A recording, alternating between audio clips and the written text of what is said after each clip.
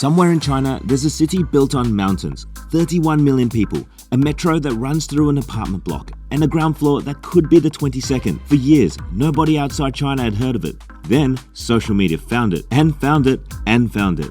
Now, everyone follows the same videos, comes to the same places, tries to get the same shot. I did too, but I wanted to know if any of it was actually worth it. I rated every viral spot in Chongqing.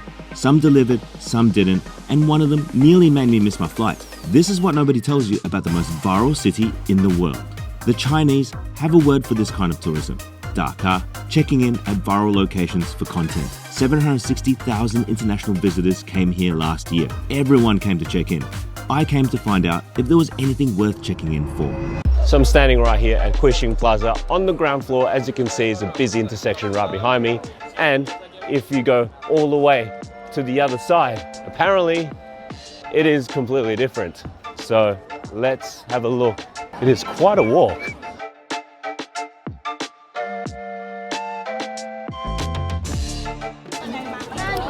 And right here on this side, you see, if you look across over the edge, I'm currently on the 22nd floor. Huh. That's unbelievable.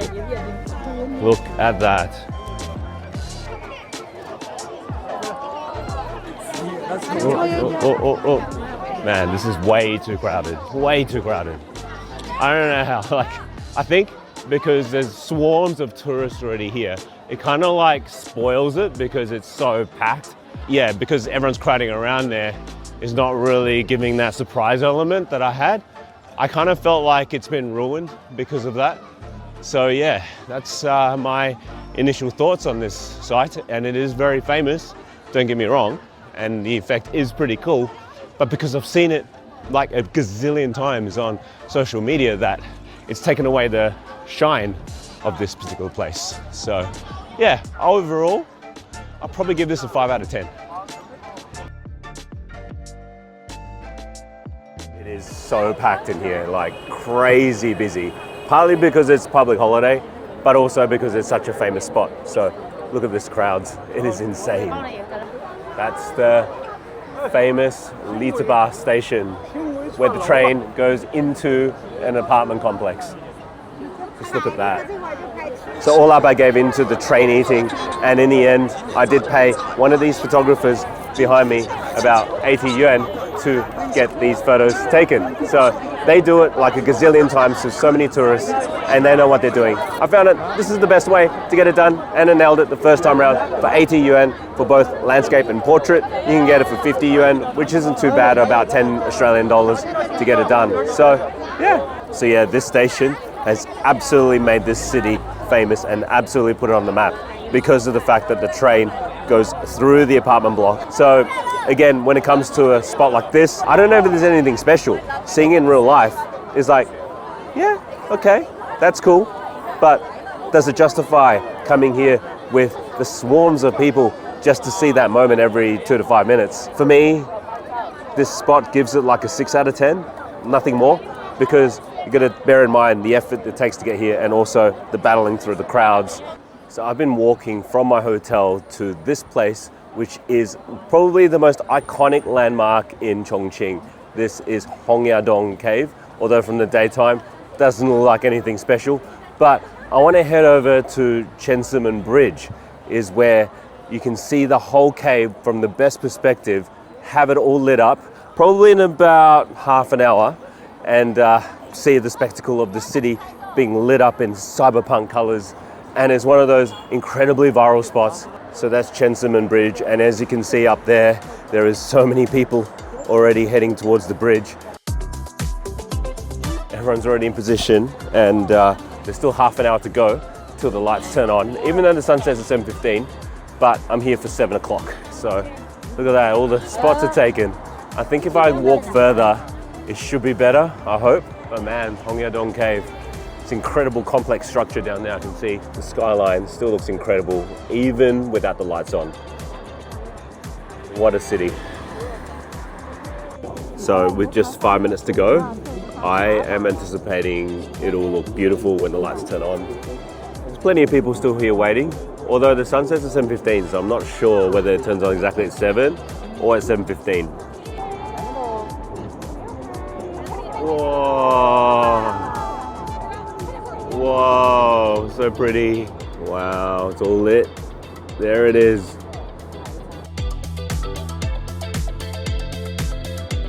So I just waited another half an hour for all the rest of the lights to be turned on, and to be honest, I'm finding it to be a lot more impressive than Hongyadong Cave lighting up at 7 o'clock, because all the other buildings weren't lit up, so it just felt a bit anticlimactic. But when all the buildings are lit up together, oh my goodness, it looks so cool. It is the real cyberpunk look. Even the bridge here is lit as well. And look at that, even the raffles, all the buildings here. Wow, now I understand it. Now I understand the cyberpunk look of it all and why everyone is drawn into Chongqing. I'd have to say, when it comes to rating this whole Hongyadong experience for the bridge shot, the actual lighting up is nothing special. I'd give it like a 4 out of 10. But when you wait for all the other lights to turn on at 7:30, that's a 10 out of 10. Like, it's so worth watching it all light up, especially if it's your first time seeing it. It is wow. Like, I'm actually blown away. Okay, now I need to find my way downstairs somehow. Oh man. Definitely taking the stairs. It's a lot faster than waiting for the lift. So I think I'm just gonna keep going down and down and down. And hope I get to the bottom. I got to some sort of food street. There is no shortage of food options, that's for sure. Like, every shop is selling something to eat. Now, if you're after Chongqing's biggest tourist trap, probably Hongyadong, because if you look here, there's people getting dressed up for photo shoots all along here. The shops, pretty much all souvenir shops, and everything is catered for tourists. Probably good to see once. I'm probably not going to buy anything from here. This is the bottom level, and it is so noisy. Everyone's selling all kinds of things and yelling through their megaphones. But look at that, Hongyadong from the outside looks beautiful. I have to say, when it comes to Hongyadong, it is absolutely stunning, absolutely beautiful. You've got to check this place out. It is the #1 tourist attraction here, and for a reason. Although inside, nothing special, tacky touristy stuff, the stuff that you would expect. But on the outside, go have a look at it turned on. Go have a look at like the lights and go across to the bridge. This whole thing is a 10 out of 10 experience when it comes to that. But I'd say a 2 out of 10 experience when it comes to walking through the shops, because that's really nothing there. Now, on to the next activity. So I've gone to the other side of the river to access the Cableway, and it's one of those viral spots. And look at today, there's literally no one here. Look at that, there's no queues, there's no crowds. It's because the public holiday is over today. Today's the last day, everyone's leaving. So because of that, it is so much quieter. And now, hopefully, I better get the cable car towards the city and see if it is worth all that effort that I got myself into. So let's now get my ticket and get through.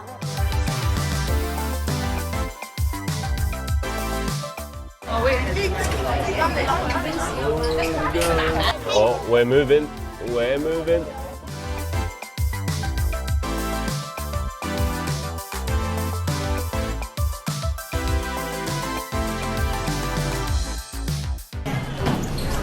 Right, that was it. All that effort for 2 minutes.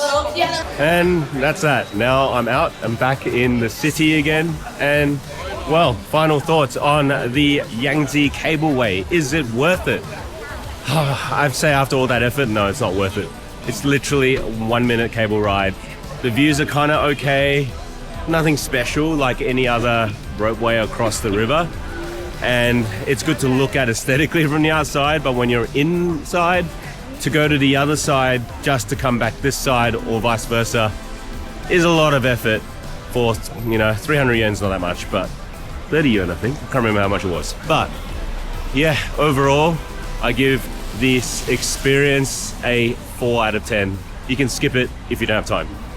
So right over here is the famous motorcycle trend, and I am going to give it a go. To do this motorbike trend, it's 299 yuan or 65 Australian dollars roughly, and I have to say, it's not a bad deal. It takes about half an hour. It is mainly for women riding at the back of a guy's bike, but when in Chongqing and when it looks just ridiculous to do this trend, I may as well do it since I'm here.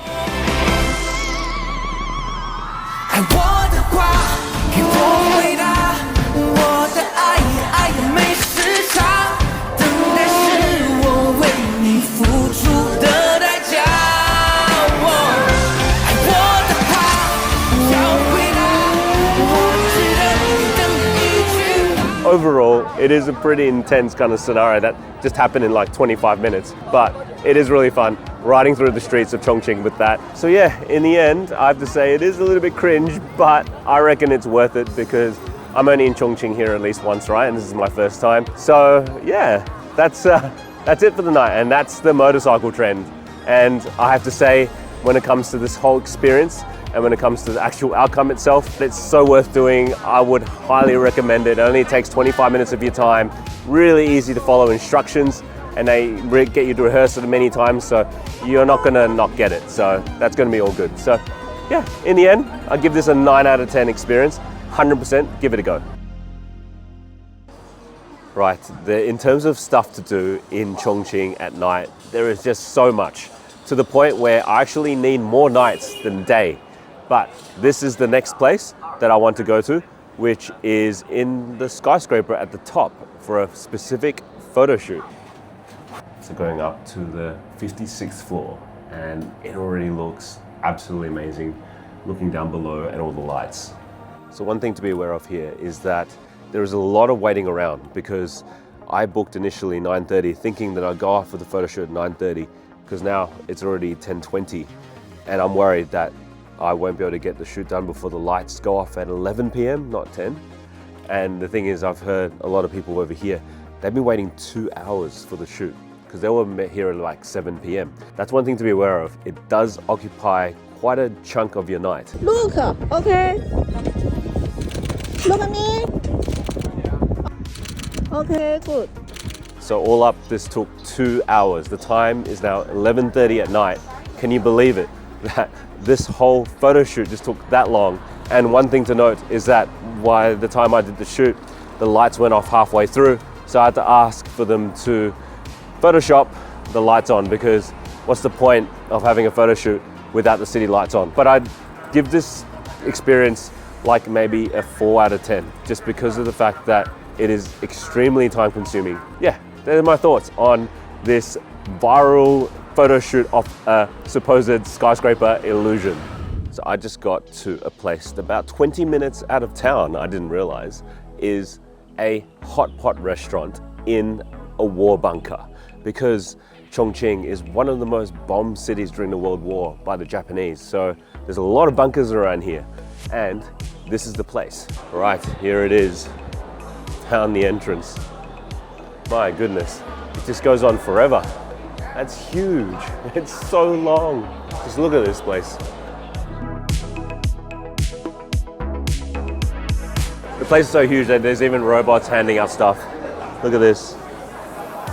And motorized delivery. Look at that. They even need motorbikes to go from one end to the other. Right. First of all, this is the condiment station, and over here is where you collect everything that you need for your hot pot.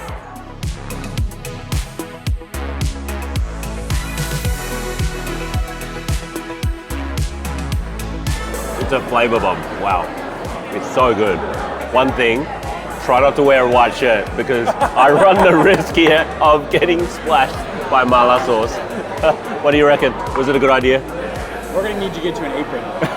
I think we need an apron.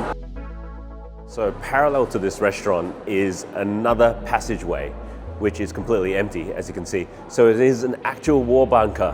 So on one side is the commercial restaurant, another side is just a passageway. It's kind of eerie, it's kind of cold as well, but it's so fascinating to see. And I have to say, when it comes to the whole experience with the hot pot, it is totally worth it. 100% if you, number one, never tried hot pot, give it a go. And the setting of this place being at a war bunker is such a unique concept. Overall, we spent a total of 109 per head. So that is about 22 Australian dollars. Considered a bit pricey from a Chinese perspective, but in the Western world, it's still like a third of the price of how much I would normally pay in Australia. So if you haven't had hot pot, you gotta have it in Chongqing, especially this region, because it is the birthplace of it. Well, good morning. I am at the Sizikou ancient town, which is located 20 minutes away from the center of Chongqing. And this is like an ancient town replica kind of thing that's made for tourists. But I'm not here for the town specifically. I'm here for a certain performance called the 1949 performance, which has made social media waves in recent times because the performance is apparently quite controversial.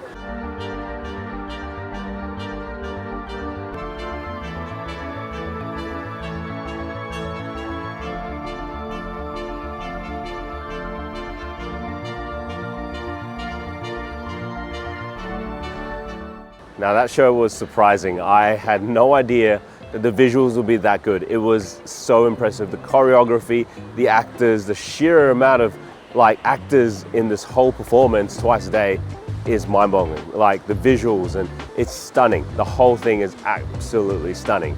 And the message is very interesting because it is to do with the liberation of the Communist Party and against the Kuomintang, which are the Nationalist Party, which have gone to Taiwan and even today. So I find it really interesting to see a different perspective because Western media does not tell you this at all. So whatever you believe, come with an open mind and have a watch of it. I find it really interesting to watch. And when it comes to whether it's worth making the effort to come here and spend the afternoon, 100% worth it. I'll give this a 9 out of 10 performance. It is amazing. Make sure you get an audio guide so that you can understand it in English. And yeah, and I totally understood the whole story. So I just got to the end of Raffles City, and this is where people go for the drone show, which happens in Chongqing every Saturday. And because this is a current festival period, it's on for 2 nights in a row. So hopefully it's as good as people make it out to be on social media. I've seen drone shows before, but not like this. 10,000 drones synchronized over the Yangtze, building shapes and landscapes in the sky above one of the most visually intense cities on Earth. This isn't a light show. It's an engineering at a scale that shouldn't be possible. I rate this a 9 out of 10. The only thing on this entire list that exceeded every version I'd seen online. If you're in Chongqing on a Saturday, build your schedule around this. So basically I was just on the cab going up the hill for this particular spot, the final spot that's super viral, but I didn't realize it was a little bit further out of town and requires a really steep walk up the hill because no taxi drivers will go up beyond a certain length. Either they're lazy or number 2, it's physically impossible because EVs can't climb hills this steep. So my DD driver actually got stalled, and so he's helping me up the hill now. So I just arrived at this barbecue place that overlooks the mountaintop, and there's a lot of people waiting. You can see this restaurant is quite a vibe. There's so many people here, everyone's enjoying the sunset, but unfortunately I'm not here waiting for the sunset because I'm still waiting for a table, so I'm just having a look. There's a live performer, everyone's enjoying it, although the transmission line kind of blocks the view, as you can see. So I gotta say, the views are pretty good. It is really impressive. So long as you can get here early enough for a seat, it's probably worth it. But the only thing is, my flight leaves in about 2.5 hours, so I need to be very quick to get a table so that I can eat and then deal with the taxi situation leaving, because who's gonna come up here and pick me up? That's another issue in itself. I thought I'd found something off the list. Turns out everywhere in Chongqing is on the list now. Ended up at the place next door, no one knew about it, no queue, just food with a view. That's the thing about the city. By the time you hear about it, everyone else already has too. We're getting what? A meat platter. A meat platter. So we're getting a meat platter. It's about $200 $15 to $20 a person. Okay, that's not bad. $15, $20 a person. Oh, look at this spread.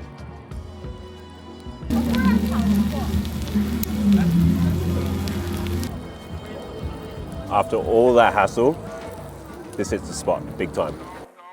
Oh my goodness, there's so many people now walking down the hill looking for a cab back as well, and I need to rush to the airport. There's only half an hour to go till check-in closes, and the taxi is 7 minutes away. All right, we just got on the cab. We met the cab halfway down the hill because for some reason the cars have trouble going up the hill. But we're finally in, but we have 25 minutes before check-in closes. Oh man, this truck basically just blocks everyone's way, slowing us down. Getting off that mountain nearly cost me my flight. Is Chongqing worth it? Yes, but not in the way that the internet told me it would be. The viral spots are real, the crowds are realer, some delivered, some didn't, but nowhere else I've been looks like this city. Just go with realistic expectations and maybe leave the algorithm version at home.